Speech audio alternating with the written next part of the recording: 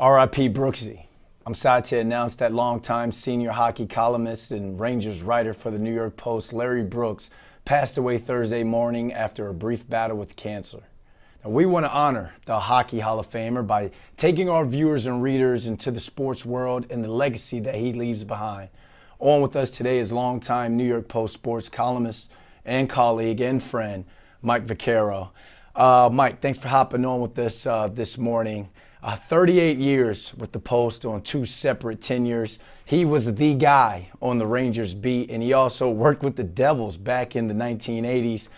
Mike, who was Larry Brooks, the man, the legendary writer, and what legacy is he leaving behind both in hockey and in New York sports? Well, Brandon, Larry was a kid who grew up on the Upper West Side of Manhattan, a ferocious Rangers fan, a ferocious Yankees fan, altogether just an enormous sports fan. Dreamed his whole life of working for a New York newspaper. Used to voraciously read every New York paper he could get his hands on, even in grade school.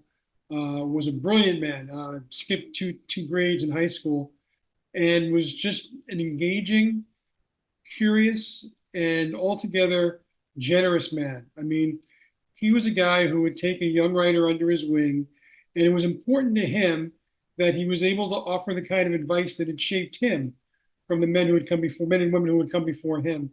And he really did that. I mean, he was a guy who was a joy to sit next to in the press box. And what's more, he was the rare guy that people who played the games, John Davidson, Sean Avery, uh, people who ran teams like Lou Lamoriello, they enjoyed his company every bit as much as we did. As John Davidson told me this morning, everybody in the entire NHL used to wait with bated breath for Larry's Slapshots column to come every Sunday. Half of them, wanting to know what Larry knew, which was more than they did, and the other half, hopefully, they weren't in the column because they were probably getting traded if that's what that meant. Just a one of one. We're never going to see his likes again. It was a privilege for me to have been his colleague and to have been his friend all these years, and I'm going to miss him. I miss him already. Is there a moment from your friendship that you think that you're always going to remember? Yeah, yeah. There was just yeah, I didn't co- I don't cover a lot of hockey, Brandon. I would always kind of show up when the Rangers were a step or two away from the playoff from the Stanley Cup rather. And one night for a Devils Rangers game, game one, it was a frantic game that ended in the last minutes of the game. And look, I'm a hockey novice, and I really always turned to Larry, not only for how to write but what to write when it came to hockey. And before he ever got around to his column, he talked to me about what I was going to write because he wanted to make sure I was in a good place. And that to me summarizes who he was. He was. I know he wanted to write a certain subject, and he actually offered that to me, thinking that maybe I'd be more comfortable writing it. But I knew enough to know that the Post readers wanted to read what Larry wanted to write primarily, and I would work off of him.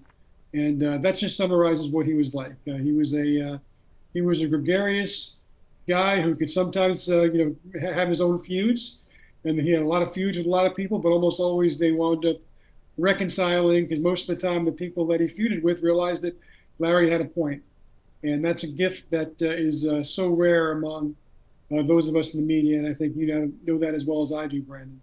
You mentioned his legendary Slapshots column, and everyone around New York knows that. But is it like another article or maybe another column or a piece of work that Larry has out there that you think New York and New York sports will always remember him by?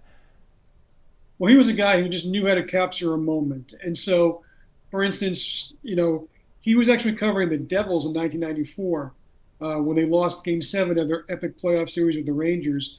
But his Devil's sidebar was about as readable a story as you'll ever come across. Sidebars aren't always all that easy to write, but Larry wrote it in such an engaging and passionate way. It was the first time I really got a chance to spend time with Larry was we both covered the Devils' second Stanley Cup in 2000, and I was working for the Newark Star Ledger at the time, a guy who really was just struggling day to day to come up with hockey ideas, and I know that I was inspired every day by seeing not just the passion and energy that Larry brought, but also just the wordsmithing and the ability to make a game that's hard to write on deadline. And anybody who's ever tried to write a double overtime game on deadline from a hockey press box knows what I'm talking about. And yet he was able to do that with almost a magic, a grace and elegance. And I really learned a lot. Anybody who wants to go back to the Post archives, just read, a month's worth of columns that Larry did during that Devils run. I think you'll learn all you need to know about what real hockey writing is all about. And the thing of it is, I mean, everybody in the league wanted to talk to him.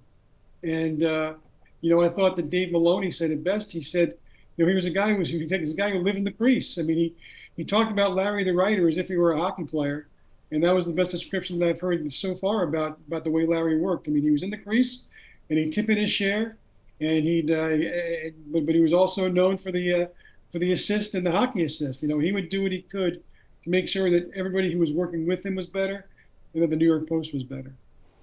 Well, Mike, I thank you for coming on today and talking about Larry's legacy. I'm sorry you lost a friend and a colleague. R.I.P. Brooksy, R.I.P. Larry Brooks. Rest in peace to a legend. Thanks, Brandon. Thank you for giving me the opportunity to talk about him, because Larry was really one of a kind.